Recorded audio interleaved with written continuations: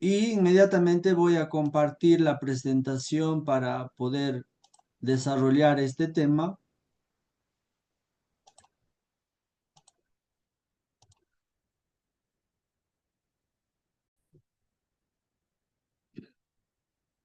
Entonces, entramos a la edad de la patrística, donde prácticamente podemos encontrar varios representantes muy influyentes en cuanto al todo su aporte teológico que han hecho. Y obviamente esta reflexión que lo hacemos siempre pensando en querer conocer cada vez más mejor a la iglesia y cómo es que se ha ido desarrollando durante estos siglos. Y obviamente tenemos que ver cómo ese crecimiento de lo que Jesús obviamente tenía el deseo de que sus seguidores sigan cada vez lo que él enseñaba. Vamos a ver primero los cimientos en cuanto que al de los primeros siglos hasta el siglo III, el siglo de oro. Siglo III estamos hablando de fines del año 200. El siglo de oro, obviamente, está todo lo que es el siglo III, IV y V, donde aparecen los que han definido y podríamos decir también los que han estructurado los dogmas que hoy es parte de nuestra fe. Y por último, obviamente, vamos a señalar todo el aporte que ha hecho a San Agustín como uno de los teólogos que ha desarrollado incluso una visión mixta de lo que es la visión de la iglesia. Por eso, a los cimientos, obviamente no había muy definido todo lo que son las estructuras como hoy lo conocemos y la jerarquía tampoco se iba de alguna manera configurando. Sin embargo, en la Edad de Oro aparece muy fuertemente los padres de la iglesia dedicados a una espiritualidad y a ese deseo y ansias de alcanzar la divinización, lo que después vamos a conocerlo como la salvación. En cambio, en la época agustiniana, obviamente él ya es más consciente de los ataques, las persecuciones y hablará con mucho realismo lo que es el sentir y el vivir de la iglesia y cómo esta iglesia tiene que atender en la época de Agustín incluso lo que se llama dificultades, conflictos, problemas de la vida civil. Entonces la iglesia se iba cada vez más estructurando, formando, iba atendiendo a otras demandas y necesidades que iban surgiendo. En ese sentido, el desafío inicial siempre ha sido cómo se logró de ser un grupo perseguido por los emperadores romanos a llegar a ser una gran institución con esa ansia de universalidad y lo que hoy tenemos más de 2000 años de existencia. Eso es una de las preguntas que es fundamental hacerse y vamos a intentar responder en esta presentación. Y también en ese desafío aparecen estas figuras de los grandes padres que van a escribir, aparte de ser grandes pastores, van a ser grandes teólogos que su influencia no tiene precio. Su influencia que han dado a la iglesia ha sido tan trascendental que hasta hoy seguimos hablando de ellos y veremos algunos de estos. Obviamente son gente muy formada, no admiten la improvisación. Los padres de la iglesia podríamos decir que es el ADN o el corazón de cómo han ido imaginando y soñando esta iglesia que hasta hoy conocemos y vivimos. Y empecemos, obviamente, dentro de los cimientos. En el siglo II aparece un teólogo que se llama Clemente Romano.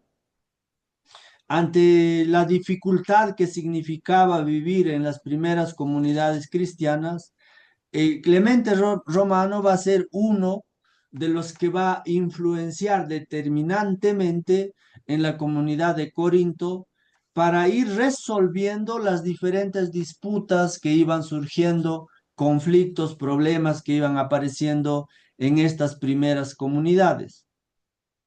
Entonces, él desde allí, desde los primeros, del primer siglo, el segundo siglo, obviamente, primero y segundo, Bibel, iba de alguna manera uniendo lo que siempre tendría que haber sido la iglesia. Por una parte, el rol y el papel del pueblo de Dios o el papel de los laicos dentro de la iglesia, y también cómo esto se iba cada vez trabajando en solidaridad, en unión con los que representaban los ministros ordenados o lo que es la jerarquía, ¿no?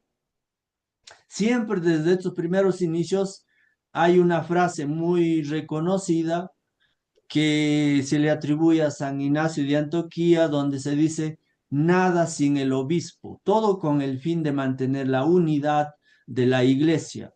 Por eso, Clemente Romano va a apostar y va a defender de que lo que ha hecho Jesús y el llamado a sus apóstoles y los apóstoles llamando a nuevos seguidores de Jesús, indica que siempre debe mantenerse el ministerio instituido en los apóstoles de tal forma que se mantenga esa sucesión. Esto es un dato central que hasta hoy es fundamento para hablar de la continuidad de la iglesia. ¿En qué sentido? En el sentido, obviamente, de que Jesús llama a sus apóstoles y los apóstoles llaman a otros sucesores a quienes obviamente los ungen con la fuerza del Espíritu Santo y por eso cada vez cuando se ordena un nuevo sacerdote, un nuevo obispo, siguen realizando este rito de la unción con un crisma que les consagra y les hace sucesores de los apóstoles. Entonces, Clemente Romano tenía una gran visión de cómo poder unir por una parte el pueblo y por otra parte la jerarquía y juntos, obviamente, afrontar las persecuciones que vivían de los emperadores de esta época. Y allí también aparece San Ignacio de Antioquía. No se olviden que en Antioquía se hacen llamar por primera vez cristianos y él habla sobre una identidad visible y una identidad invisible. La identidad visible, según San Ignacio de Antioquía, dice que se configura en todos los ministros ordenados y el obispo del lugar, que su papel más importante es mantener la unidad de la iglesia. Y esa unidad obviamente va a ser un signo y una señal de que Dios está actuando en esa comunidad. Por eso, Ignacio de Antioquía va a decir y va a mostrar también claramente cómo los obispos son cabeza de su comunidad. A través de ese obispo se debe mantener la comunión y la unidad con otras iglesias, digámoslo de Corinto, de Éfeso, la comunidad de los romanos, etcétera. Y allí también juega un rol determinante y obviamente ya empieza a surgir con mucha fuerza lo que hoy conocemos, ¿no? Los órdenes, las órdenes que del ministerio ordenado, donde están los obispos, los presbíteros y los diáconos. Los diáconos aquí no aparecen, pero en esa época siempre se veía al diácono como el servidor o el que colaboraba al presbítero y también servía al obispo. Y después ya vendrán lo que hoy conocemos, ¿no? Diáconos que son temporales y también diáconos que son diáconos permanentes. Entonces, eso se ha ido configurando después, pero ya desde esta época, con estos grandes pensadores, ya se hablaba de esta estructura. Precisamente era lo que el rol determinante de todos estos pensadores era importante que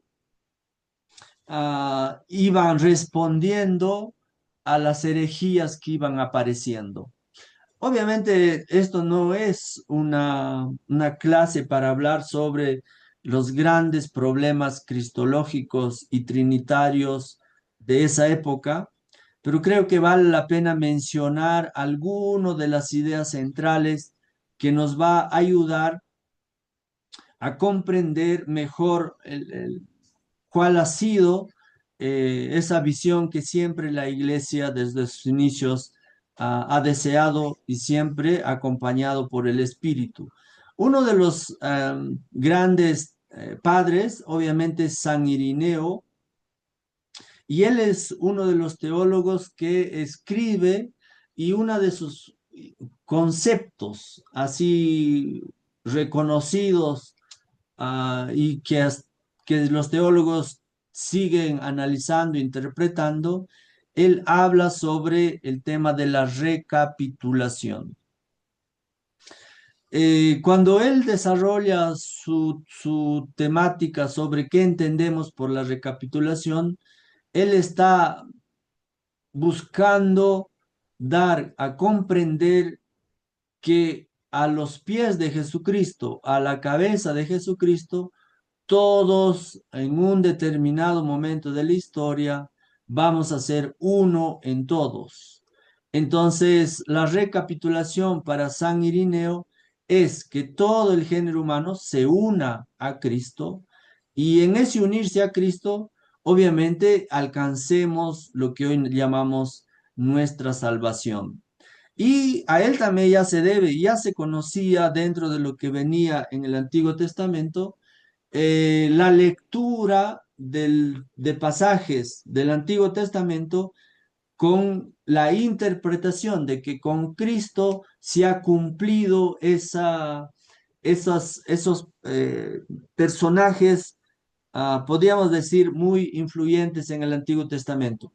Si bien él dice, Irineo, por un hombre entró al mundo el pecado, por otro hombre hemos sido salvados, hemos sido reformados.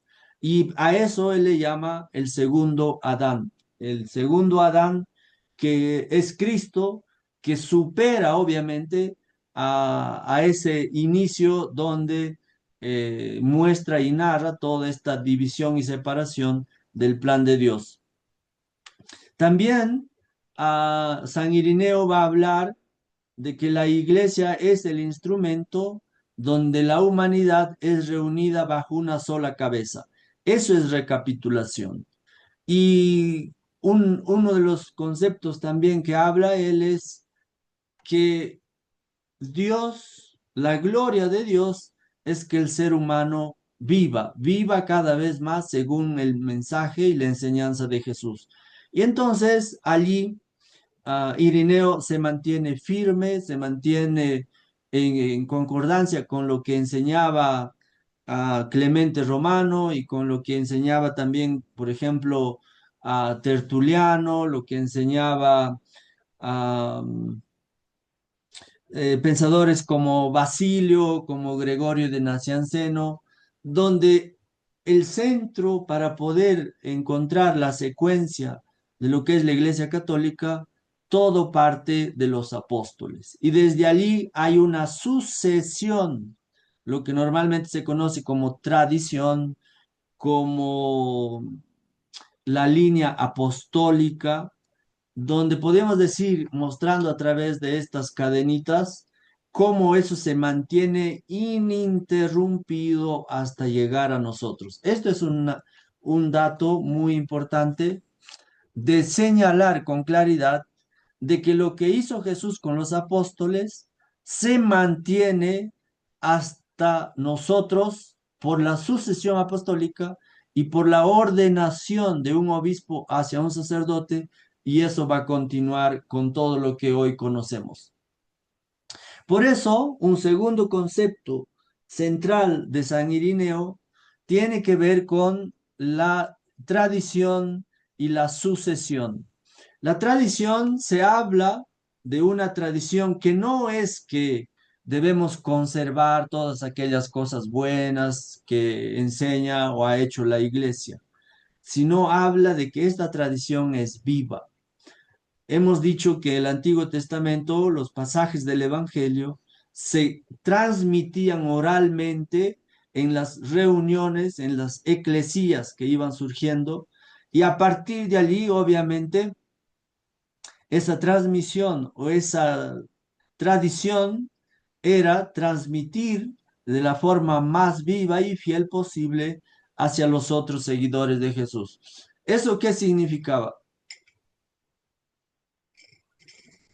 Obviamente significa que no es una ley muerta, sino es una ley con espíritu, con vida, y también significa que la tradición debe ser conservada como uno de los depósitos de nuestra fe. Eso es clave. Por eso, esta tradición es viva, es escrita, es interpretada, etcétera. Pero esta tradición casi tiene el valor y el precio al mismo nivel de la Sagrada Escritura. Por eso cuando alguien pregunta cuáles son las fuentes de nuestra fe, obviamente se dice con mucha claridad la Sagrada Escritura, la tradición, porque es viva, y también lo que enseña el magisterio. Y no fuera posible, obviamente, que se realice y se lleve adelante todo esto, precisamente si no fuera guiada y acompañada por el Espíritu. Por eso cuando Jesús señala claramente, cuando se está despidiendo de sus discípulos, le dice, conviene que yo me vaya para enviarles a un paráclito, para enviarles a un abogado. Y eso significaba esa promesa de que el Espíritu, una vez que descienda sobre los apóstoles, iba a mantener esa fuerza y esa vida para la transmisión de esta sucesión apostólica. Entonces, en ese sentido, podemos decir que la iglesia es garante de mantener y custodiar este don precioso que Dios le ha regalado a la iglesia. Es una verdad, es fundamental que la iglesia garantice esa sucesión ininterrumpida de obispos. Por eso, ustedes van a escuchar cuando hay alguna ordenación sacerdotal y no lo ha hecho un obispo que está fiel y apegado a la tradición, esa ordenación es inválida, es ilícita. Y lo mismo pasa con un diácono, ¿no? Hace unas 2 semanas leía en algún periódico en Estados Unidos alguien algún obispo ordenó a otro obispo sin autorización de Roma y obviamente su ordenación es inválida, ilícita. Ahora, en ese sentido, en esta época también del siglo I, II y III, va a aparecer lo que se conoce dentro de la enseñanza de la iglesia, la regla de fe. La regla de fe es el credo donde prácticamente se define todo lo que necesitas hacer y creer y vivir para ser fiel a la iglesia. Entonces, allí se puede notar claramente, si bien al principio estuvo la tradición, la transmisión viva, guiada por el Espíritu Santo, y eso se mantiene a través de a través de los padres de la iglesia y esa sucesión apostólica que se iban nombrando y transmitiendo esa tradición, cuando ya aparecen esas disputas, por ejemplo, de la herejía del arrianismo, que empezaba a decir que prácticamente Jesús no es de la misma sustancia del Padre, sino que es diferente, que Jesús obviamente no es totalmente divino. Entonces, estos padres de estos primeros siglos, obviamente que necesitan convocar a los primeros concilios ecuménicos. Y uno de los hitos importantes y centrales es cuando un emperador, y esto es otro dato que históricamente a veces se olvida, en los primeros concilios no lo convocaba el papa, lo convocaba el emperador, precisamente porque en el año 313 hay un emperador romano que dice que la religión cristiana católica va a ser la religión oficial del imperio. Pero todo obedeció esa decisión a una cuestión de que el imperio romano ya se volvía ingobernable y ya se había extendido hasta todo lo que es Oriente, los griegos, etcétera. Entonces, el emperador, ante ese desafío de que los cristianos, obviamente, pues no se sometan o no entren a obedecer al emperador, entonces el emperador reconoce que todos los que viven bajo su mandato y su gobierno profesen la fe católica y lleven adelante todo lo que el, acepta el Imperio Romano, todo lo que la iglesia ya iba avanzando. Pero también hay otro dato interesante, ¿no? Otro dato interesante en esta época es que las estructuras que tenía el Imperio Romano pasan a ser estructuras de la Iglesia Católica.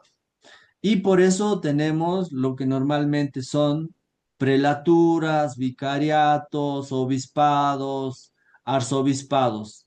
Y así es como estaba estructurado el Imperio Romano y esa estructura también lo usa después la Iglesia Católica.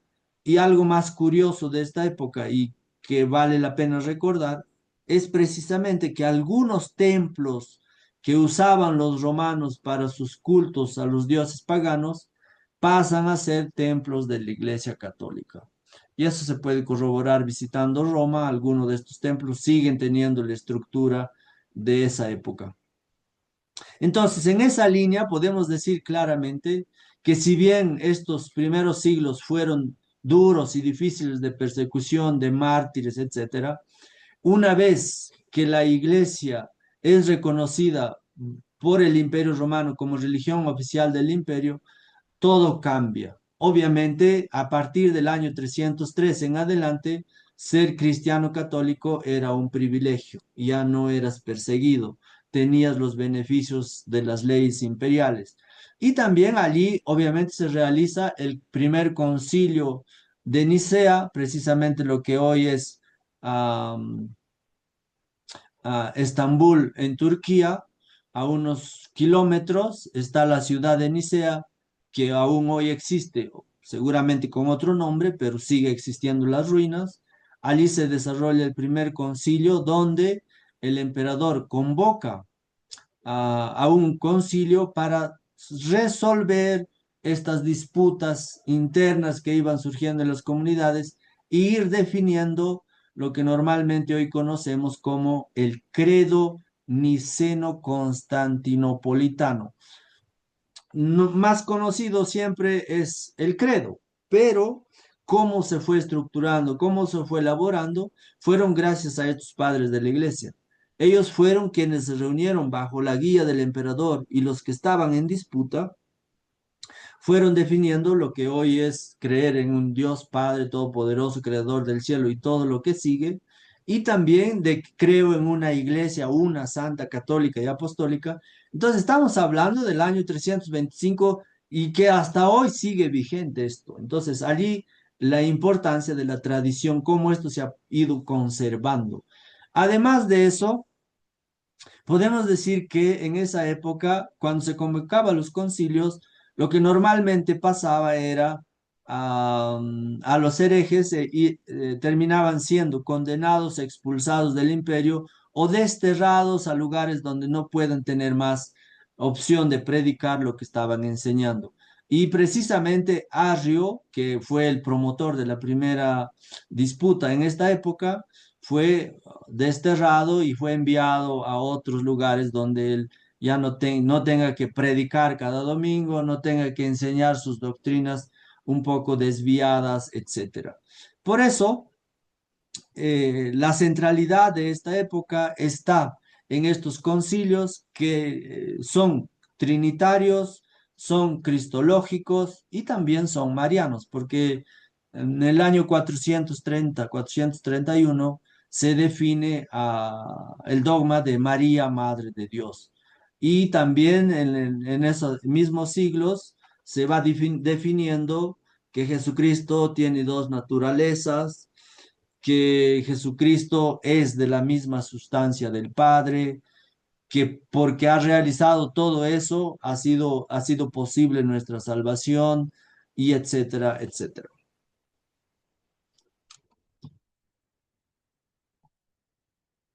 Luego, obviamente, están estos pensadores igual que son muy reconocidos. En el siglo III aparece Tertuliano, aparece San Cipriano y aparecen Orígenes. Obviamente ellos están de la línea de querer cuidar y predicar siempre para que la iglesia se mantenga unida, para que la iglesia en medio de estas sectas, si quieren, tanto gnósticas, arrianas, pelagianas después, pues no destruyan la unidad de la iglesia. Tertuliano en ese sentido era un gran teólogo y un gran jurista porque conocía muy bien las leyes civiles y también las de la Sagrada Escritura y era un excelente polemista. Entonces, a partir de allí, su defensa de la iglesia ha sido, pues, podríamos decir, como un soldado, un testigo que no tenía miedo, se afrontaba y predicaba con mucha claridad. Él es el que va a defender la tradición, pero vuelvo a insistir, una tradición viva de la iglesia. Y también aquí Tertuliano hablará incluso de algunas tradiciones, de algunas costumbres que ya los primeros cristianos iban configurando. Dentro de ellas, por ejemplo, en esta época se va desarrollando que los nuevos cristianos tengan padrinos. Y después también se habla en esta época de que la formación de los nuevos cristianos debe pasar por una formación seria, disciplinada, orgánica. Por eso los primeros cristianos eran pues personas muy leídas, muy capacitadas, precisamente porque su formación para convertirse al cristianismo duraba 3 años y a eso se le llamaba catecumenado. Y allí en esa defensa de esa tradición, Tertuliano también acuñará a la iglesia el concepto de que la iglesia es madre, que la iglesia es madre en el sentido de que es como el útero de la iglesia donde nacen los nuevos cristianos por medio de la pila bautismal. Y por eso en adelante se va a decir que la iglesia es madre, es maestra después. También se va a decir que la iglesia es santa, la iglesia es única, etcétera, etcétera. Podríamos decir que se iba gestando las notas de la iglesia que conocemos después como una, santa, católica y apostólica. Hay algunos curiosos, incluso con cierto humor, dicen que la iglesia también es romana, ¿no? Una, santa, católica y apostólica. Para completar el cherry, dicen es romana. No me voy a detener allá, pero creo que eso de una Santa Católica Apostólica basta con leer el credo, pero me parece fundamental que podríamos fundamentar y leer un poco más sobre esto y vamos a ver cómo lo vamos a lograr, ¿no? O sea, es importante que estas notas de la iglesia pues se han mantenido desde estos siglos, ¿no? No es que la iglesia ha ido recientemente proponiendo ese deseo de ser universal como lo quería Cristo cuando hace sus prédicas y envía a sus apóstoles. Y luego aparece obviamente Cipriano, un hombre que tenía los dotes para ejercer lo que es la de un pastor, y a partir de allí se nota con mucha claridad cómo San Cipriano, desde el episcopado, va a ser el que señala con mucha claridad que es un obispo nunca debe actuar solo. ¿Por qué? Porque Jesús cuando envía a sus apóstoles tampoco los envía solo. Entonces, la misión que Jesús da siempre es en comunidad, siempre es con otro. Y en ese sentido, dice que la iglesia es visible y la iglesia debe ser indivisible, porque prácticamente, como les señalaba, ya empiezan a surgir las herejías que van a ser disputas muy fuertes en esta época. ¿Y cómo hacían para poder mantener las primeras comunidades o los padres de la iglesia, esta unidad de la iglesia, que no se rompa, que no se divida, precisamente siempre fue la Eucaristía. Es decir, reunidos en el templo para bendecir el pan, romper el pan, compartir el pan y después enviar a esas personas a la misión. Entonces, aquí empieza a configurarse que el cristiano católico es eucarístico, ¿no? Entendido esto como que nuestra propia vida en determinados momentos empieza a ser como que un determinado eres bendecido por Dios, escogido por Dios. En un segundo momento eres herido, eres partido, y en un siguiente momento eres bendecido, roto y entregado a otros. Y de ahí, obviamente, surge toda la visión eucarística de la misión. En ese sentido, si bien la iglesia ha luchado por mantener esta unidad y no se separen varios grupos, siempre ha sido mirando a la Eucaristía. Y otro gran teólogo de la escuela de Alejandría, obviamente es Orígenes, ¿no? Orígenes es un teólogo que defendió siempre la divinidad de Cristo y también defendió con sus escritos, con sus prédicas, todo lo que tenga que ver con aquellos que empezaban a decir que Jesucristo solamente era humano. Y vale la pena recordar aquí que hay obviamente una visión de una disputa de dos comunidades muy importantes que después se convierten como centros del desarrollo teológico, la Biblioteca de Alejandría y la comunidad de Antioquía. Entonces, dependiendo de qué comunidad salgas como teólogo, tenía sus propios matices, sus propios pensamientos sobre lo que es la fe y sobre lo que es Jesucristo. Muchos se mantuvieron firmes y unidos con todo lo que iban enseñando estos padres, pero hay otros obviamente que se van a desviar, ¿no?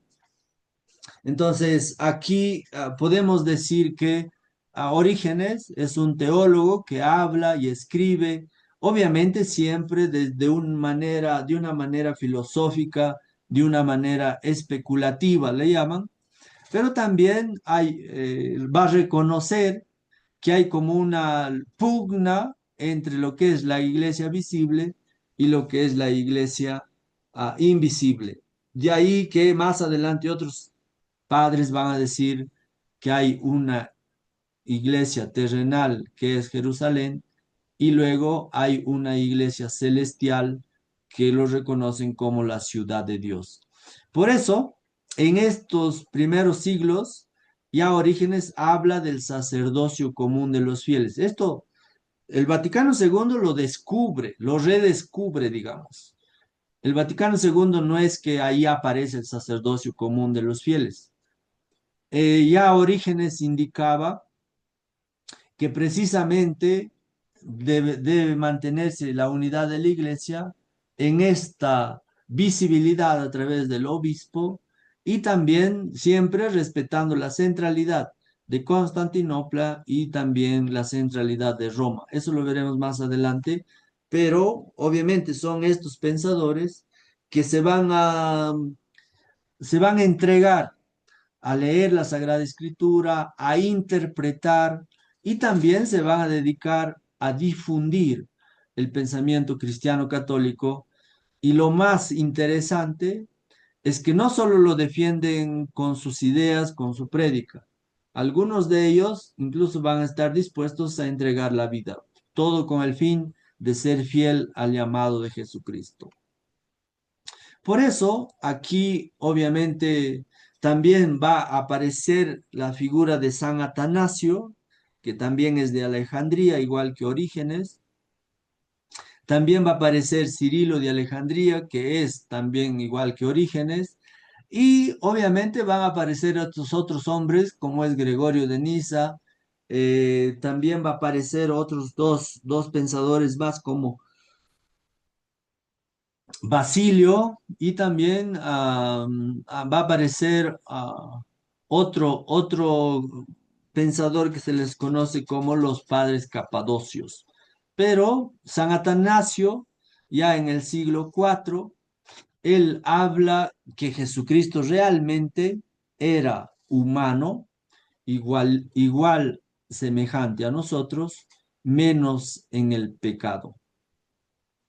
Y esta humanidad incluía esta visión de que Cristo tenía de que exista esta sucesión y que esta iglesia pues se dedique como instrumento a construir el reino que él había predicado.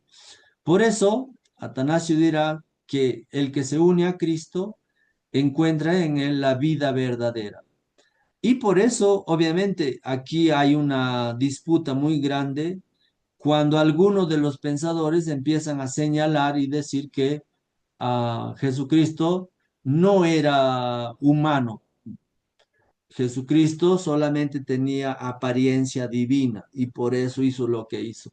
Pero Atanasio será uno de los grandes defensores y es lo que después se conoce como las dos naturalezas de Jesucristo. Allá hay otras palabras griegas, obviamente, que no nos compete aquí meternos. Se ve más eso en Cristología, lo que se llama las palabras como hipóstasis, las palabras como prosopón, las palabras como homoousios, que son conceptos propios de esa época y que en esa época fueron conceptos que traían controversia, disputa, porque no entendían lo mismo. No sé, es como, por ejemplo, para variar un poco y no se duerma. Por ejemplo, continuamos.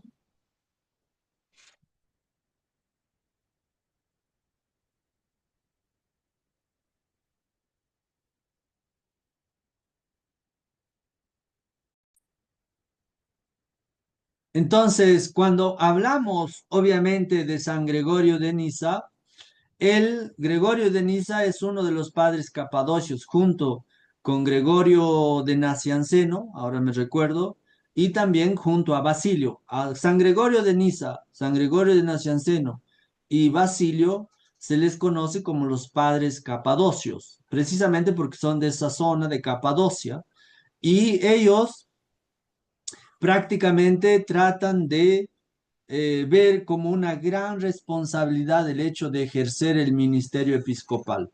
Gregorio de Nacianceno, por ejemplo, escribe una obra que se llama La Fuga y a partir de allí empieza a describir que a él le querían hacer obispo varias veces y él, al reconocer que era algo muy serio y de mucha responsabilidad, ah, asumir todo eso de Jesucristo, entonces él normalmente se escapaba, pero finalmente en un determinado momento ya no pudo, entonces asumió ser obispo, ¿no? O ser, en esa época se llamaba como el que guiaba y acompañaba a la iglesia de Constantinopla, por allá.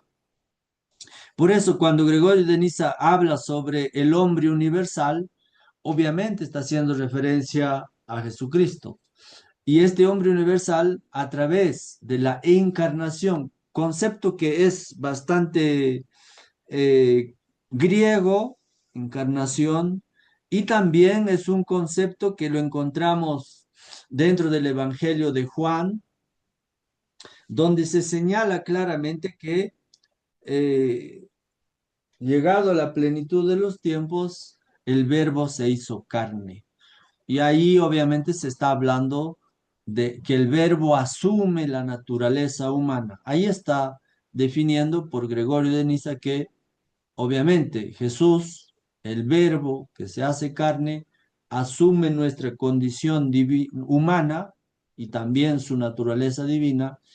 En todo, según Hebreos, la carta a los Hebreos señala que Jesucristo es igual en todo a todo ser humano, menos en el pecado. Por eso, Cristo es el primer fruto de esta humanidad divinizada, lo que para el primer padre de la iglesia les decía se llamaba recapitulación. La recapitulación unida a Cristo, alcanzas tu salvación. Pero eso es, como ya hemos señalado, lo que también Pablo habla, ya, pero todavía no.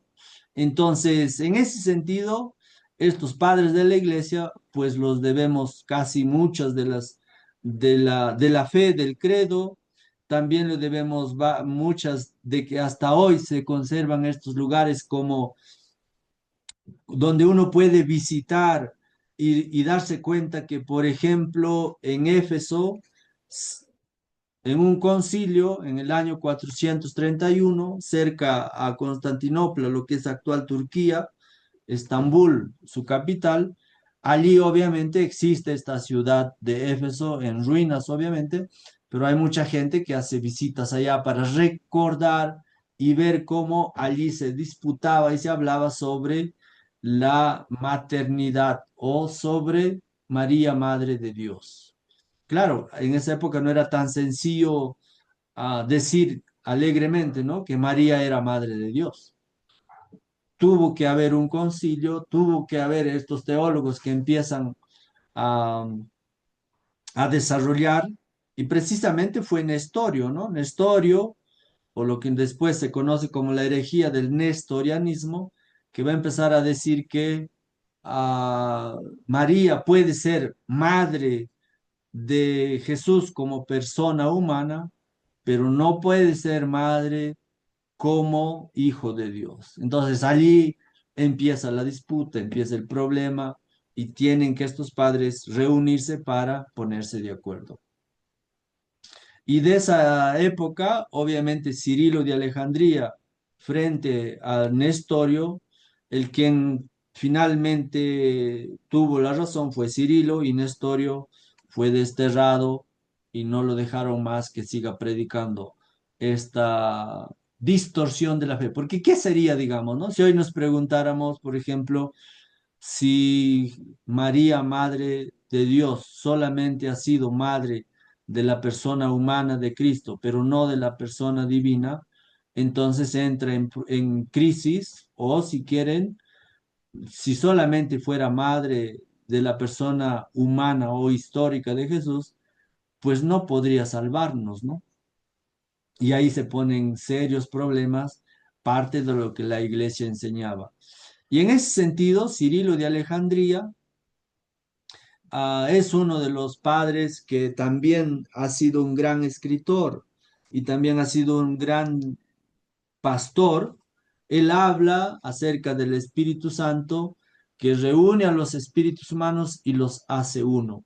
Y esto es tan cierto que podríamos indicar claramente cómo el Espíritu Santo, si es que realmente está presente dentro de una determinada comunidad, pues hace que muchas veces las diferencias y también las adversidades entre unos y otros, pues se vayan como aplacando, digamos. Pero si es que matan al espíritu dentro de una comunidad, pues la guerra es sanguinaria, digamos. O sea, mueres tú o muero yo, pero aquí tiene que haber un vencedor. Pero creo que San Cirilo de Alejandría, dentro de su sabiduría, enseña claramente que para mantener esa unidad hay que dar espacio al Espíritu Santo. Y esto, obviamente, con el paso de los años y siglos, aquí en América Latina o América del Sur, podemos decir que hay un desarrollo muy pobre acerca del Espíritu Santo, ¿no? O si no, díganme ustedes, ¿cuántas iglesias conocen que tienen el nombre de Espíritu Santo? Yo no conozco muchas. O pongámoslo otro ejemplo. Durante nuestras celebraciones litúrgicas, dentro de nuestras parroquias o dentro de sus comunidades educativas, ¿cómo rinden una adoración al Espíritu Santo? ¿Cómo recuerdan que el Espíritu Santo es el que está allí actuando? Casi no se hace mucho, ¿no? Pero sí está muy fuerte en América Latina la visión de un Cristo sufriente, ¿no? De un Cristo crucificado, de un Cristo con clavos, con corona de espina, con sangre, pero la presencia de la tercera persona de la Santísima Trinidad es como un ausente, un pendiente, algo que necesitamos recuperar. Esperemos que no sea tan tarde, ¿no? Hay algún pensador teólogo que ha escrito sobre esto, pero aún sigue siendo insuficiente. En el Oriente, sobre todo en la Iglesia Ortodoxa, el Espíritu Santo siempre está en primera plana. Está Cristo, está el Padre, pero también tienen sus celebraciones para el Espíritu Santo.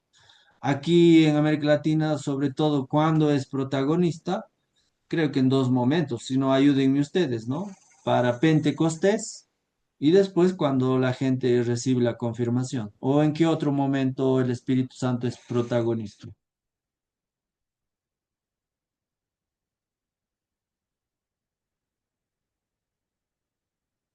Entonces allí se puede notar que realmente hay un asunto pendiente, ¿no?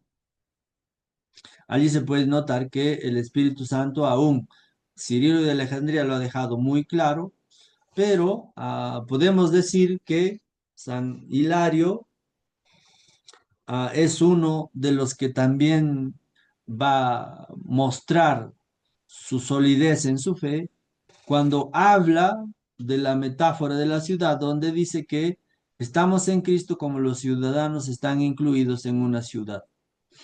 Obviamente son formas de hacer más comprensible cómo es esa unión entre los que tienen la fe y los que están unidos a este Cristo total o a este Cristo místico. Y la Eucaristía precisamente hace factible esa unidad, esa inclusión, o la Eucaristía hace realmente que ese misterio se realice en la práctica, porque la comparación que se hace sobre este tema normalmente dice, ¿cómo tantos trigos una vez molidos pueden hacer un pan, un único pan? O la otra explicación también que se da es cómo tantas uvas pueden generar el vino. Y así deben ser los cristianos, siempre buscando la unidad, siempre ser uno unido a Cristo, etcétera. Y luego, obviamente, entramos en un punto donde nos interesaría, yo creo que hablar sobre este gran teólogo del siglo 4 y 5 porque nace obviamente en una época donde aún había mucho por hacer y la vida de Agustín es de alguna manera un modelo o un ejemplo de cómo la conversión puede ser un proceso. Él en un principio, curiosamente, decía sobre las escrituras que eran escritos para niños, o sea, no tenía mucha novedad, que ni había mucho que interpretar o pensar sobre la Sagrada Escritura. En su juventud llegó a decir eso, ¿no? Que la Sagrada Escritura era para niños. Y después también la otra cosa que en sus primeros años hubo una secta que se llamaba la secta de los maniqueos, los llamó la atención, se quiso hacer maniqueo, pero al paso de los años se decepcionó y siguió buscando ese camino de unirse a Cristo y defender y cuidar a la iglesia, ¿no? Entonces, uno de los conceptos, obviamente, centrales de Agustín es cuando habla del Cristo total.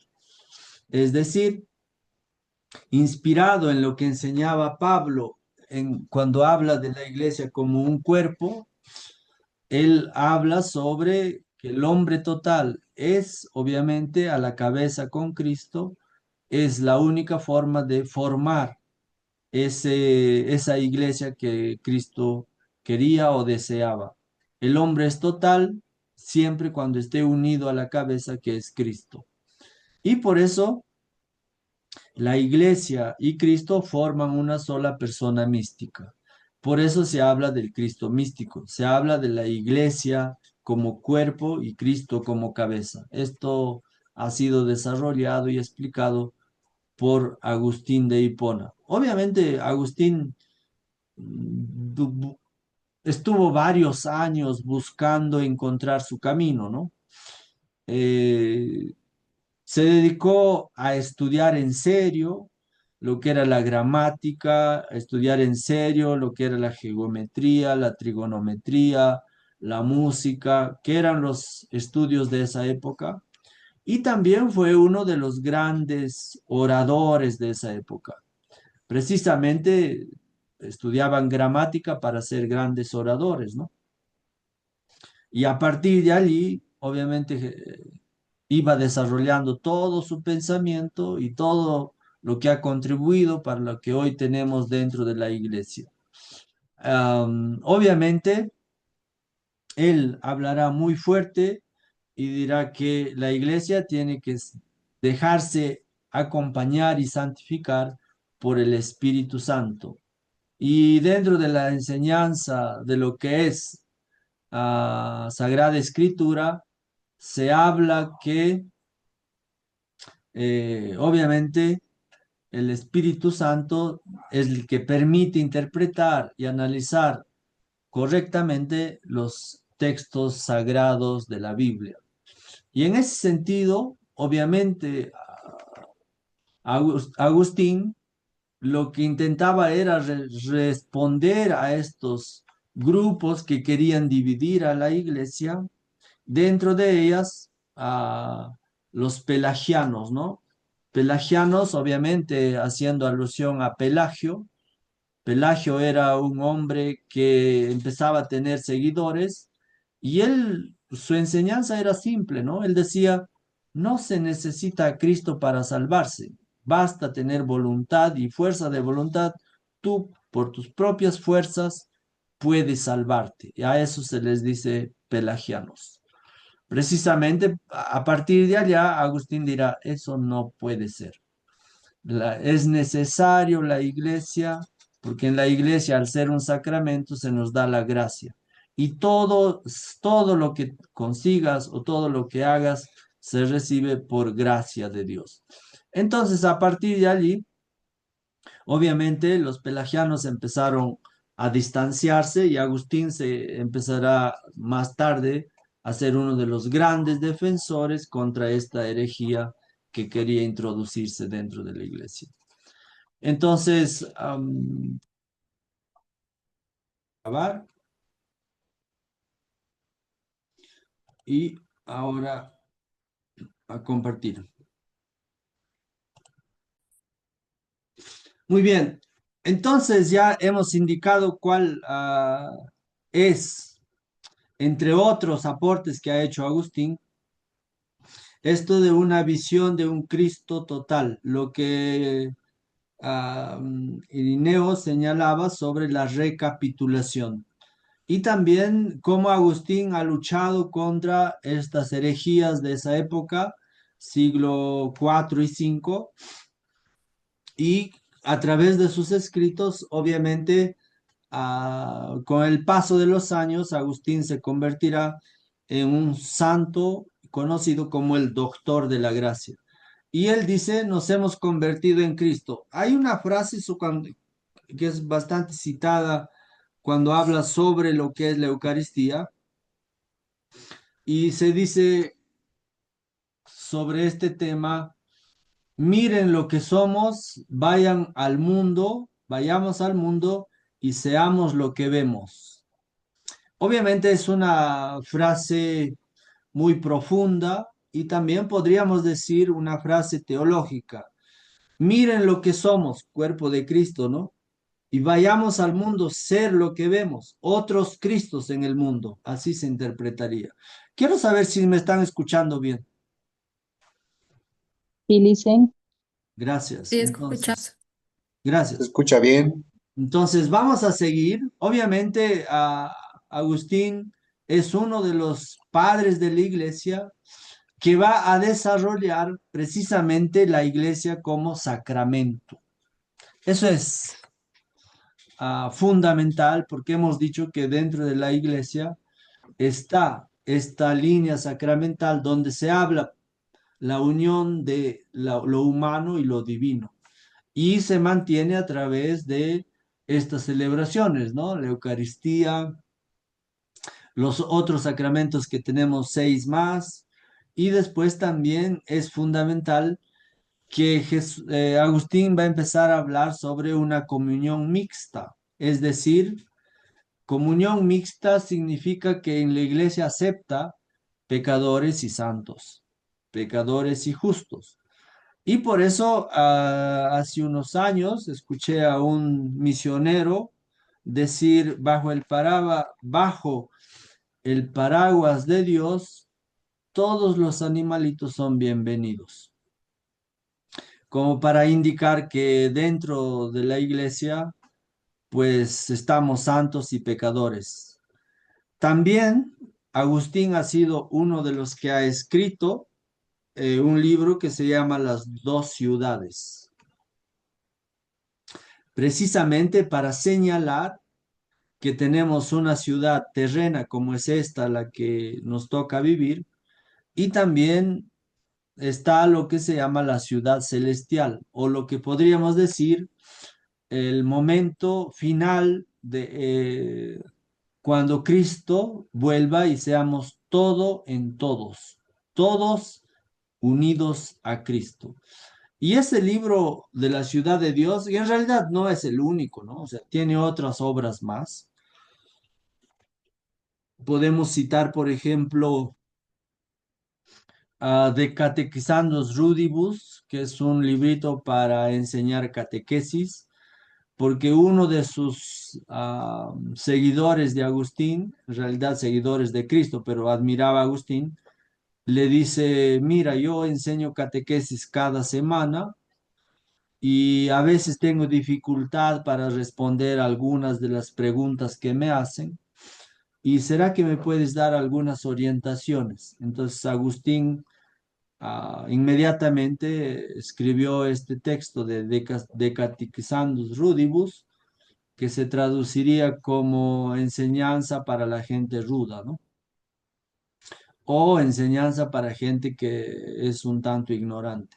Y allí desarrolla todo cómo debe darse la catequesis. No se olviden que Agustín era un orador, alguien que se ha formado para ser orador, para ser pues una persona que puede hablar horas y dar un discurso y no cansa a la gente, ¿no? Entonces, en ese sentido, ese es uno de los grandes textos que se conoce sobre esto, pero también ha escrito, por ejemplo, soliloquios, diálogos con uno mismo, ha escrito también sobre la gracia, ha escrito sermones interpretando los evangelios y también ha escrito contra los donatistas, contra los pelagianos, etcétera. Es decir, él tiene una gran producción y no se olviden que el Papa actual es un agustino, ¿no? Cuando se presentó en la basílica, en italiano decía, Io sono figlio de Santo Agostino. Entonces, estamos hablando de este gran santo que ha contribuido mucho a la iglesia y en estos años vamos a tener un papa con esta visión agustina de la iglesia, si quieren. Entonces, algunas de las cosas que les voy indicando, obviamente Agustín era un gran promotor y defensor de la interioridad y también era un gran defensor de la comunidad, de la unidad, de la comunión y, y todo aquello que ayude a vivir mejor la fe. En ese sentido, Agustín es un teólogo muy, muy influyente. Si es que alguno quiere, obviamente, alguna referencia más, pues pueden hacer sus preguntas después de que vayamos cerrando un poco esta presentación. Pero después de Agustín aparece, obviamente, otros pensadores como San León Magno, ¿no? San León Magno, precisamente como aquel representante que siempre defendió el primado romano. Es decir, a partir del año 461 en adelante, ya se señalaba como a Roma como el centro del cristianismo, ¿no? precisamente porque su desarrollo de su pensamiento hablaba de la iglesia como esposa de Cristo y que en Roma, donde realmente fue martirizado Pedro, se levanta la Basílica de San Pedro y ahí es el centro para extender a otras partes del mundo el cristianismo. Pero un dato interesante que no vale la pena olvidar, obviamente, es que Jesucristo inicia predicando en Israel, en Jerusalén, Nazaret y otros, Samaria y otros pueblos de esta zona, obviamente en las periferias, ¿no?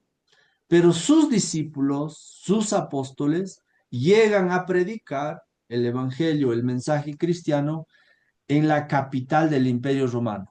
Y precisamente Pedro será martirizado en Roma y por eso tenemos la Basílica San Pedro y al lado el lugar donde vive actualmente todos los papas que han pasado. Y a partir de allí, obviamente, esta estructura, o se puede notar claramente que la primacía o la importancia de la Basílica de Pedro empieza a tomar relevancia y es a través de esta frase tan famosa que se conoce, primus inter pares, es decir, es el primero entre otros iguales. Eso es el Papa, ¿no? El Papa obviamente es reconocido también como el representante de Cristo dentro de la tierra, pero él no dice que es el más importante, ¿no? Él dice que es el primero entre otros iguales cuando se reúne con los obispos, con los cardenales, etcétera. Por eso, esa autoridad lo ejerce precisamente porque los cardenales y los obispos lo delegan a él, lo eligen a él.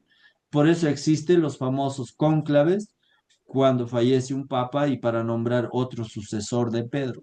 Y Pedro está identificado como el principio de unidad, o lo que normalmente se conoce, Pedro, sobre ti edificaré mi iglesia. Punto. A más adelante aparece, obviamente, San Gregorio Magno.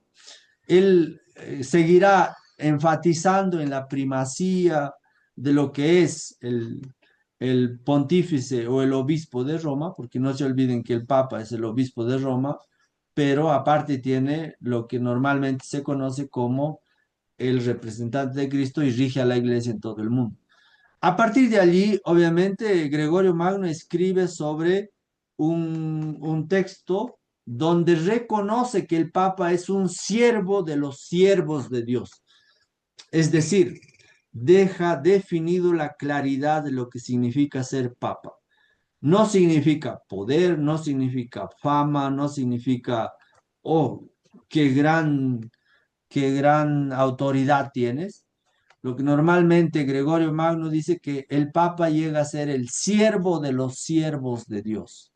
Es decir, de todos los siervos que existen, el último siervo. En ese sentido, se puede decir que dentro de la iglesia, obviamente entendida como una viña, o si quieren, una vid, como hemos dicho con el Evangelio de Juan, en la iglesia todos somos obreros, todos somos siervos.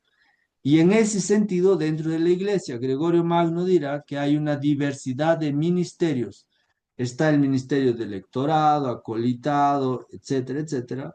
Pero también están los ministerios ordenados que sirven al pueblo de Dios, pero siempre va a ser con miras a mantener la unidad de la iglesia. Por eso, una santa, católica y apostólica.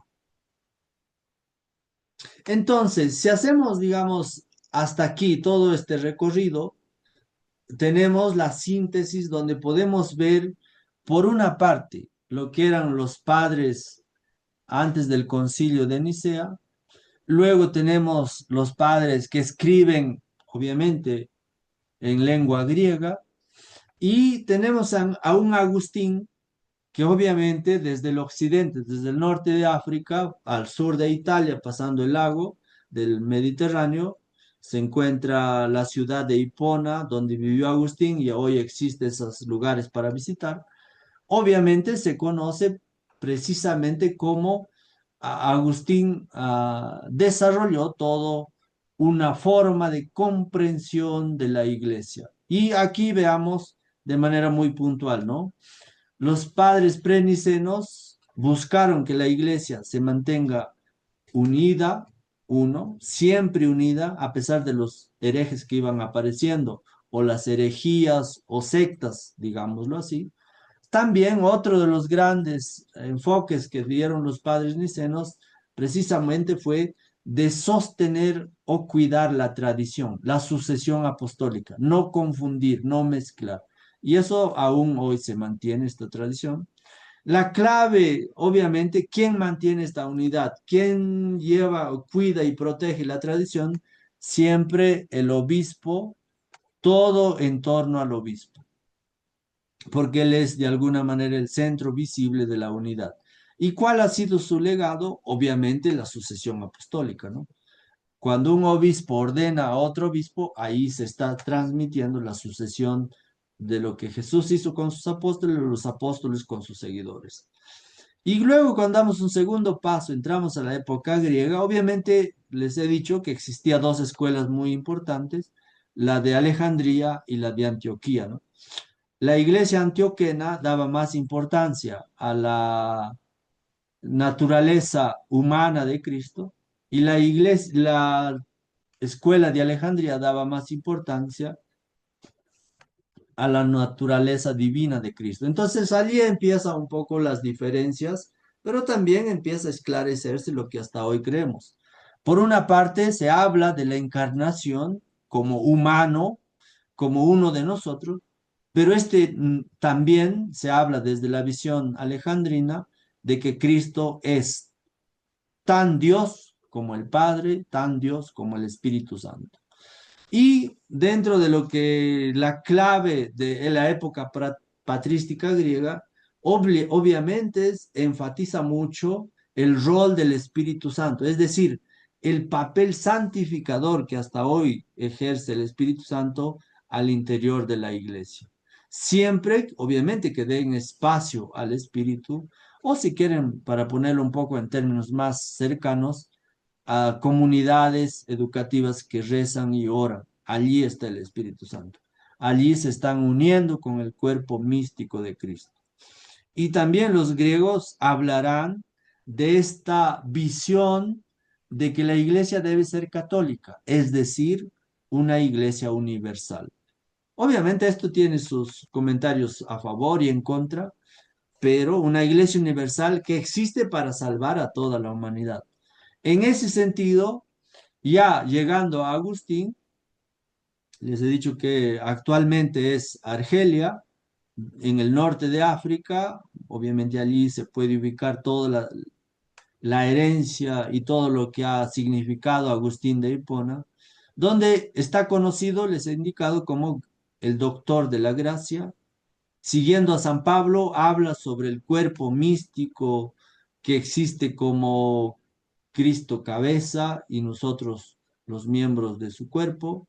Y también podríamos decir que esta visión habla en clave de un Christus totus, que significa Cristo total, y esa comunión mixta al interior de la iglesia que les he indicado como que es santa y es pecadora a la vez. Y obviamente lo que nos ha dejado como herencia es una teología de cómo se ha desarrollado la historia y cómo ha interpretado todo eso.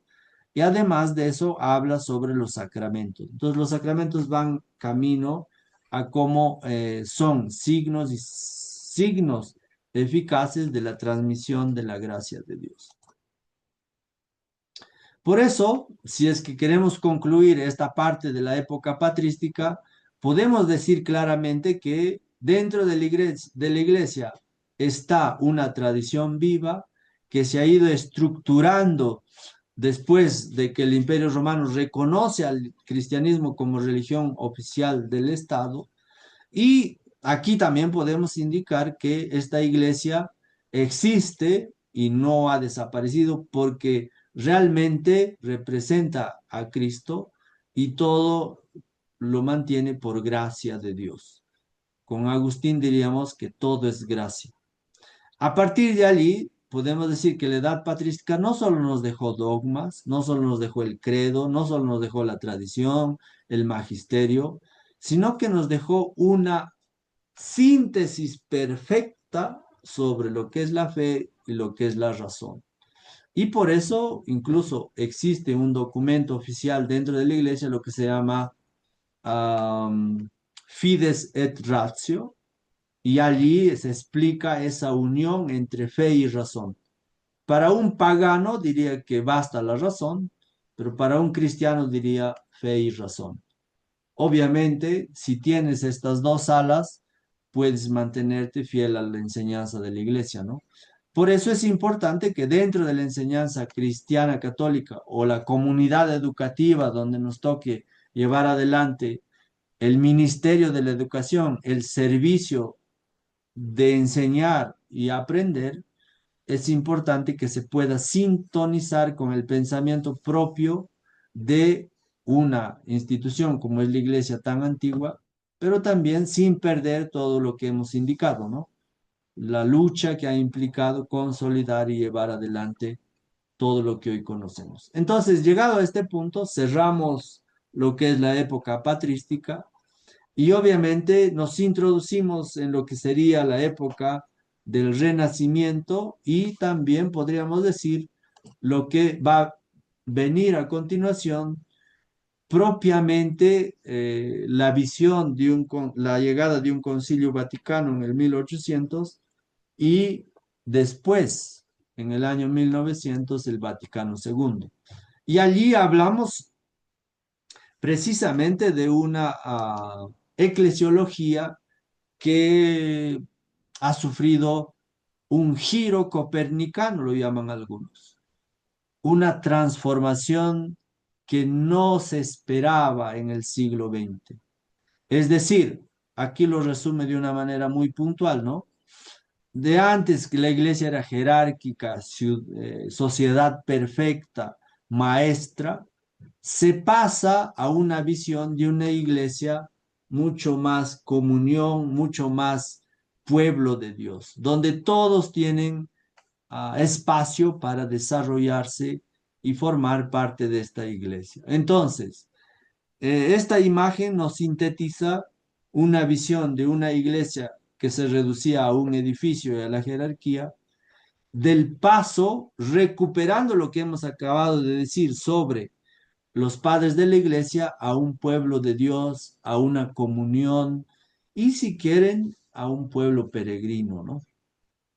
Entonces, vamos a avanzar en esta línea de cómo se empieza a hablar sobre, pues en principio, lo que era la reforma, ¿no? La reforma que prácticamente está llevado a cabo en el año 1500, pongámosle 8, 9, después se va complicando más, 1517, y allá aparece obviamente la figura muy grande de Martín Lutero. Y Martín Lutero, pues, es un fraile alemán de la Orden de los Agustinos, de la cual hoy es el Papa, visita Roma y se rebela contra las indulgencias, ¿no? Entonces, allí podríamos decir que obviamente la iglesia va entrando en parte de otras formas de crisis. En la época patrística eran herejías, en la época de la reforma de la iglesia es contra algunas indulgencias. ¿Qué es una indulgencia?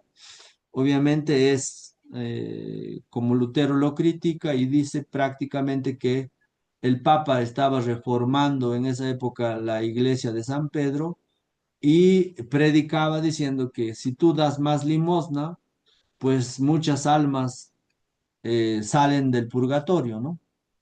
Y a partir de allí, entonces, obviamente era una necesidad reformarla, reconstruir sería, o tal vez mejorar la Basílica San Pedro, pero lo aplican a esta parte de mientras más limosna, más almas salen del purgatorio. Y contra eso se revela Lutero y después vendrá todo lo que implica la separación de la iglesia luterana, calvinista y etcétera. Entonces, aquí nos vamos a centrar, obviamente, en el Vaticano primero, que habla sobre los años 1869, 1870, donde hay algunos cambios, ¿no? Antes está el Concilio de Trento, pero el Trento tiene otras temáticas que ve, por eso no nos detenemos allá y entramos de fondo a Vaticano primero. Entonces, en el Vaticano primero se van definiendo algunas de estas temáticas. Obviamente Lutero había atacado y ha criticado fuertemente al Papa, entonces aparecen sus defensores, ¿no? Y van a decir que el Papa tiene un poder inmediato, es el obispo, es el ordinario del lugar y es el que tiene la autoridad sobre toda la iglesia. No es solo el primado en honor, es decir, no solamente es algo de nombre, ¿no? Sino que el Papa es, como ha dicho Cristo, roca, como ha dicho Pedro es piedra y sobre él edifica la iglesia.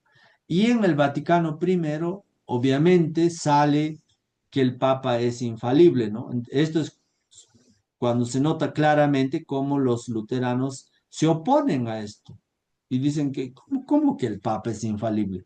Y no sé si ustedes aún creen que esto es así, digamos, ¿no? El Papa no se equivoca. Entonces, pero luego se han ido dando algunas aclaraciones donde se dice que cuando habla sobre la fe y habla sobre la moral, el Papa no se equivoca. No cuando habla de física, no cuando habla de química, no cuando habla de economía, porque el Papa no es economista, ¿no? Entonces, allí podemos decir que la infabilidad se define como cuando habla fuera de su cátedra, obviamente, y hay estas condiciones, el Papa habla como pastor y doctor de todos los cristianos y define doctrina sobre fe y costumbres, obviamente allí no se equivoca. Es un acto definitivo y no se discute. Bueno, espero que eso aclare un poco esto sobre cómo se fue haciendo estos debates y cómo se fueron determinando toda esta infabilidad del Papa. En ese sentido, la infabilidad no significa impecabilidad, es decir, que el Papa no puede cometer pecados. Pues lo hemos visto, ¿no? El Papa Juan Pablo II, después de tantos siglos, es uno de los que se atreve a pedir perdón por los pecados que ha cometido la Iglesia a lo largo de los siglos. Y también podríamos decir que es un papa como Francisco, el que reconoce que debe confesarse y también aquel que debe pedir perdón porque aún no es perfecto, sino está en camino a la santificación. Por eso podemos decir que el Papa en ese sentido, cuando habla y no es de forma de ex cátedra o de manera extraordinaria sobre fe y costumbres, pues él puede emitir opinión, comentario sobre cualquier otro tema, pero en esos temas no es infalible. Entonces, cuando pasa todo eso, obviamente sabemos que está la figura de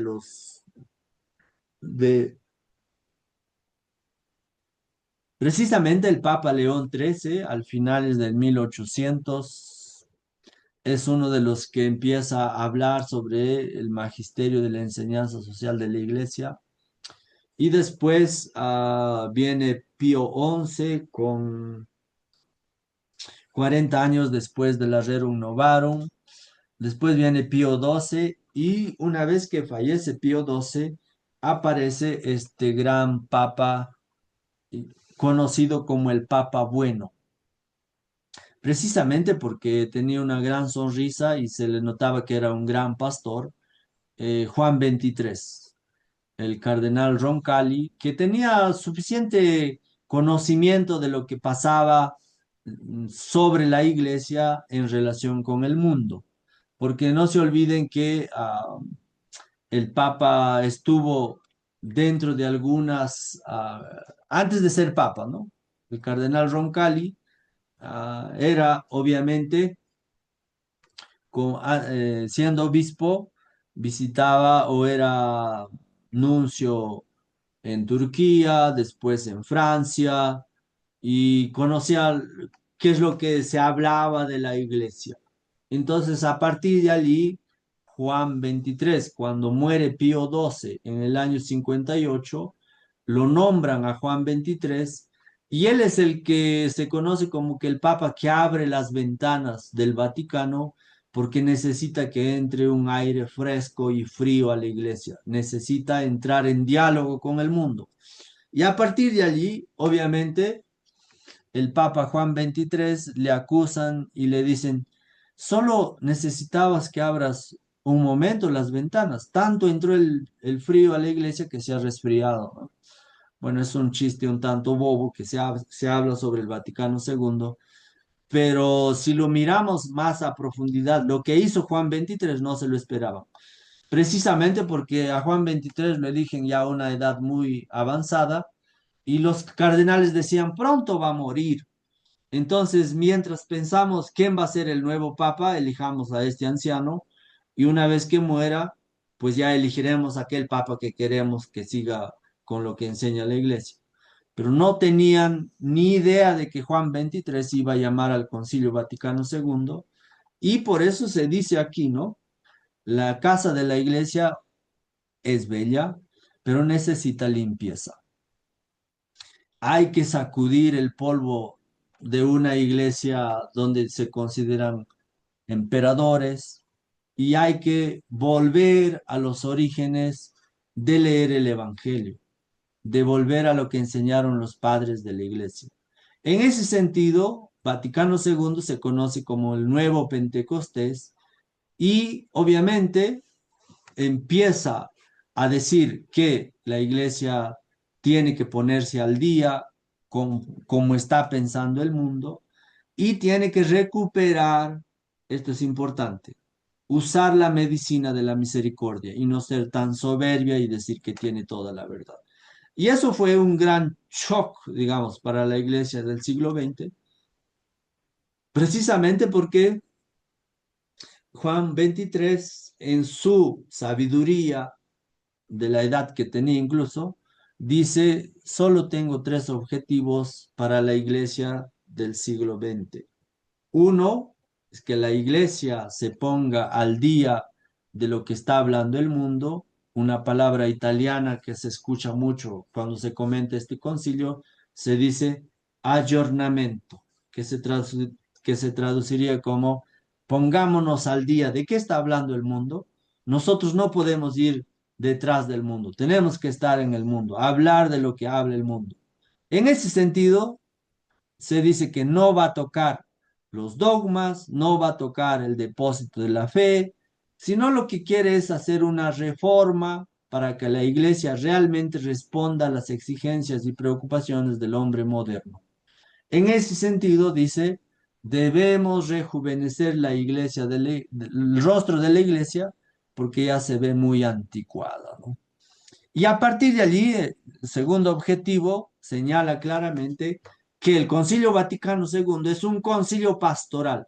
Es uno de los concilios que no se convocó porque había un hereje o no se convocó para condenar a alguien que enseñaba errores. Este concilio se convoca precisamente para hablar sobre qué está pasando al interior de la iglesia. Entonces, allí dicen, debemos distinguir entre lo que realmente importa y es clave para la doctrina y también debemos ponerlo en términos que la gente entienda de hoy. Y allí una de las cosas así muy visibles es precisamente que la iglesia se celebra en castellano si vives en Bolivia, ¿no? Entonces allí se puede notar claramente que esto tenía un impacto muy fuerte. Y la prensa, obviamente, lo daba mucha cobertura y a partir de allí el Vaticano II empieza a ser como un nuevo Pentecostés, realmente. Y hablar con un lenguaje de servicio, no como maestra, no como emperador, sino como su servidora. Ahí se recupera esto de pastor servus servorum, ¿no? El papa es el siervo de los siervos. Entonces, eso es lo que Juan 23 empieza a recuperar aquí. Y además de eso, invitan a otras iglesias, ¿no? Por ejemplo, las iglesias ortodoxas, donde se busca que si tienen mucho de lo que es la enseñanza de Cristo y lo que enseñaba la Iglesia Católica durante tantos siglos, pues vuelvan de donde han salido. Aquí se invita a los luteranos, a los anglicanos, etcétera. Y a eso, lo que les he dicho, se llama el ecumenismo, ¿no? Es un concilio que busca la unidad, lo que los padres de la iglesia en la época patrística siempre han defendido.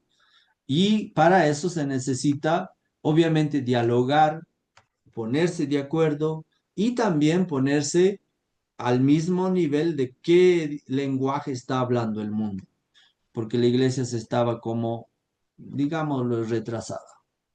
El giro decisivo, obviamente, tiene que ver con la forma como se fue desarrollando el Concilio Vaticano II, ¿no? Empieza Juan 23, lo eligen en el 60, en el 58, 1958, al siguiente año, en 1959, convoca al concilio y varios, obviamente, para evitar todo lo que iba a pasar en la iglesia, dicen, bueno, llevemos ya preparado qué documentos vamos a publicar allá y la iglesia tiene que seguir con lo que siempre ha hecho, ¿no? Entonces a eso se le llama el esquema del 1962 sobre la iglesia, que el Papa Juan XXIII y otros lo rechazan.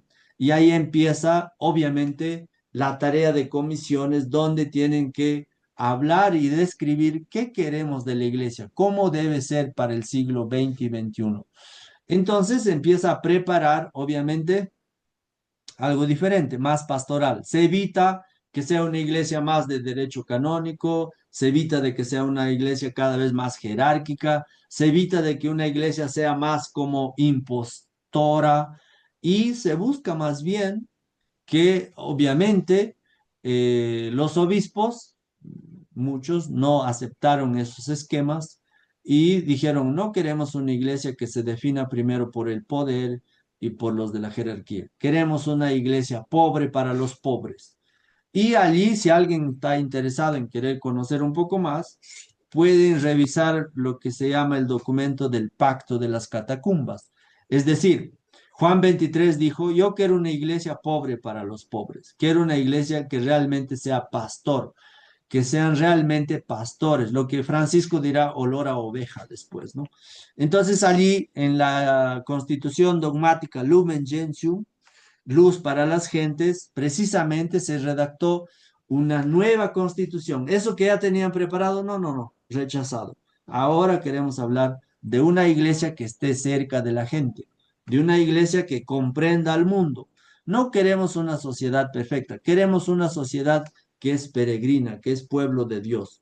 Y allí, obviamente, se ve la unidad y la recuperación de lo que los padres a los primeros siglos hablaban. Entonces, allí empieza la revolución estructural de lo que se entiende por la Iglesia, y es lo que les decía, ¿no? Representa el Vaticano II como una especie del giro copernicano. Entonces, allí, obviamente, se veía que era una iglesia más pirámide, primero el Papa, luego los cardenales, luego los obispos, después los religiosos, religiosas, y a lo último el pueblo de Dios por si acaso, ¿no? Pero después, con este documento de luz para las gentes, se ve claramente que primero se habla del misterio trinitario, en segundo lugar se habla sobre la iglesia, pueblo de Dios, comunión, y en tercer lugar recién viene la jerarquía. Entonces allí sufre un cambio muy significativo y para entenderlo, obviamente, la jerarquía no es que son los privilegiados dentro de la iglesia, sino que están al servicio del pueblo de Dios y después del pueblo de Dios, no una clase superior sobre el pueblo de Dios. Esto se ha cumplido y se ha logrado, lo dejo en interrogante, no me voy a meter allá, pero el Vaticano II es muy claro. Dice que quiere una iglesia pobre para los pobres. Muchos se han opuesto, hay otros que han hecho resistencia, etcétera, etcétera, pero eso es lo que se ha querido buscar con ese concilio. Entonces, en el capítulo 2, precisamente de la Lumen Gentium, cuando habla sobre la iglesia pueblo de Dios o la iglesia comunión, se habla precisamente sobre el concepto fundamental acerca de esa distinción que siempre estaba muy marcada, ¿no? Papa, obispos, laicos, papa, obispos, diáconos, religiosos, laicos. Y se empieza a centralizar y decir que todos somos iguales desde nuestro bautizo. Empezamos a ser iglesia desde nuestro bautizo. El sacerdocio, si bien existe el común y el ministerial, pero solamente son funciones diferentes dentro de la iglesia. El sacerdocio común, el que tiene cualquier bautizado, también es sacerdote, profeta y rey. A partir de allí, entonces se empieza a buscar que todos los fieles entreguen su vida para la construcción de este cuerpo místico de Cristo. Y este sacerdocio ministerial, entendida como la jerarquía, existe para servir al pueblo de Dios. Y allí empieza también a marcarse muy bien de que todo bautizado tiene que ser testigo, tiene que ser profeta y tiene que ser misionero. Entonces hay un cambio muy grande. Lo que antes la iglesia era identificada como un edificio o identificada como la jerarquía triangular, aquí empieza a ser más circular, más comunión. El Papa camina juntos con los fieles, el obispo camina juntos con los fieles, todos están en camino en este pueblo de Dios, nadie es más que nadie. Y obviamente se habla de una iglesia peregrina, de una iglesia camino a la santidad, camino a la perfección, y no se habla obviamente de una iglesia como sociedad perfecta, ¿no? O que siempre tiene la verdad, o que siempre va a ser la maestra, etcétera, etcétera. Entonces, en esa línea podemos decir que la Lumen Gentium obviamente muestra con mucha claridad que el misterio y el pueblo de Dios aparecen muy relacionados y después viene la jerarquía y los laicos y ya no se entiende que solamente es responsabilidad de la jerarquía velar y cuidar la misión de la iglesia, ¿no? Si no aparece más ya que todos somos corresponsables. Es una palabrita nueva que creo que vale la pena también dentro de las unidades educativas hablar de eso, ¿no? Cuando hay fallas, hay conflictos, no es falla del director, no es falla de una maestra, de un maestro, todos son corresponsables en que realmente todos desarrollen la dimensión espiritual. Por eso, cuando después viene un capítulo tercero, obviamente un capítulo quinto y sexto, donde se habla sobre todos están llamados a la santidad, nadie escapa a la santidad. Y por eso incluso podemos hablar de que hay causas que buscan la beatificación, incluso de familias. Una familia puede ser santa. Entonces aparece con mucha fuerza la vocación universal a la santidad. Es decir, la iglesia existe para que esta santidad sea una, el fin y todos deben buscarla. Y por último, obviamente, en Lumen Gentium habla sobre que el cumplimiento de esa recapitulación, de esa salvación, al final de los tiempos, cuando vuelva Cristo, la iglesia camina a ese encuentro. Y no lo hace sola, lo hace acompañada por María, Madre de Dios. María, modelo de fe, porque precisamente siempre estuvo cerca de su hijo, ¿no? Entonces, eso es la estructura que muestra este documento de la Lumen Gentium, una constitución clave para entender la iglesia en el siglo XX y que aún hoy seguimos hablando de este concilio, precisamente porque aquí podemos notar claramente cómo se veía la iglesia en la Reforma y después con Trento y el Vaticano I, y podemos ver también qué es lo que se espera de una iglesia una vez realizado el Vaticano II. Antes, el modelo de iglesia era como sociedad perfecta, la jerarquía y los laicos. En el Vaticano II, esta sociedad pasa a ser un misterio en el cual todos estamos pertenecemos, Cristo cabeza, la iglesia el cuerpo, y ya no somos desiguales, ¿no? Sino más bien todos pertenecemos al pueblo de Dios. Todos somos peregrinos, todos necesitamos la gracia, todos vamos a ese encuentro definitivo con Cristo. Una segunda indicador sobre este tema, obviamente, es la primacía de lo jurídico y también de lo institucional. Es decir, la iglesia se rige por normas, la iglesia es la institución jerárquica. Si se pasa en el Vaticano II a la primacía de los sacramentos y también a la visión de la comunión. Es decir, por nuestro bautizo, todos somos esta línea de tripus munus rex, que se llama la triple función sacramental. Como Cristo fue sacerdote, profeta y rey, todos por nuestro bautizo pasamos también a ser testigos, profetas y también servidores, ¿no? Y allí la misión ya no es exclusivo de la iglesia jerárquica, sino de todo el pueblo de Dios para construir realmente este pueblo de Dios en camino al encuentro definitivo. Y la otra cosa que también se nota en el Vaticano I es la iglesia como un edificio, ¿no? La iglesia como el Papa, el obispo y su clero. Sin embargo, podemos decir que en el Vaticano II la iglesia se ve más como un sacramento donde todos debemos buscar la unidad y todos participamos de esa naturaleza divina y humana que es la iglesia, o lo que Agustín ya decía, ¿no? Agustín decía la comunión mixta.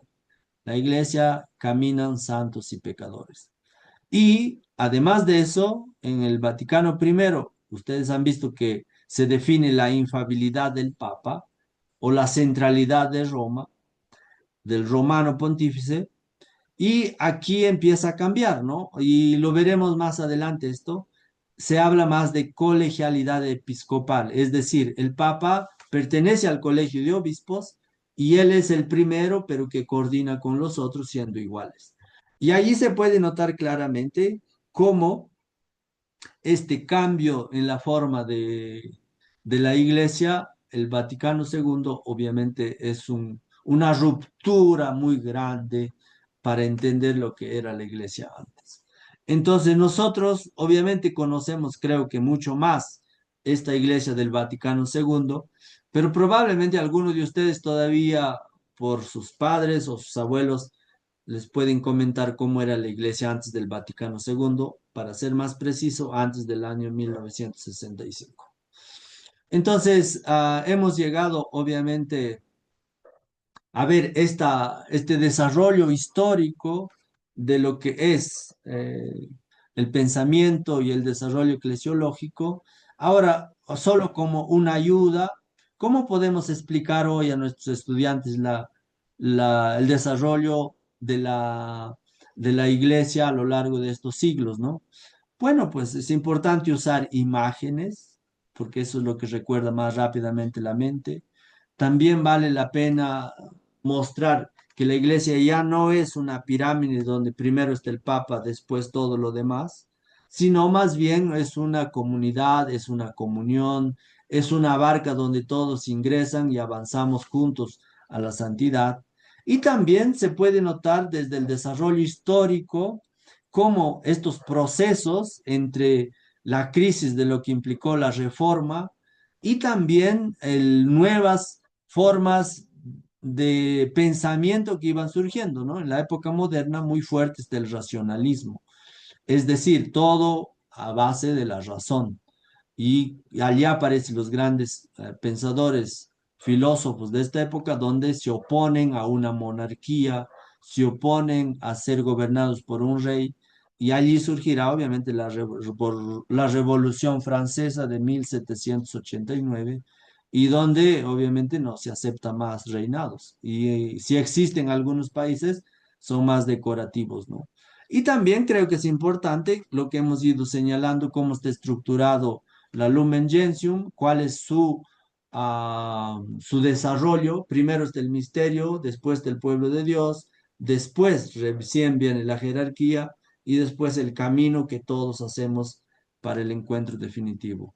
Obviamente, nuestros estudiantes deben comprender que la iglesia ha tenido sus peripecias entre avances, estancamientos, pero podemos decir con certeza de que la iglesia es la iglesia de Cristo y también podemos decir que la iglesia es guiada por el Espíritu Santo y por eso aún sigue vigente y sigue, podríamos señalar, la iglesia porque es como lo quiso Cristo y está al servicio del reino de Dios, aún sigue camino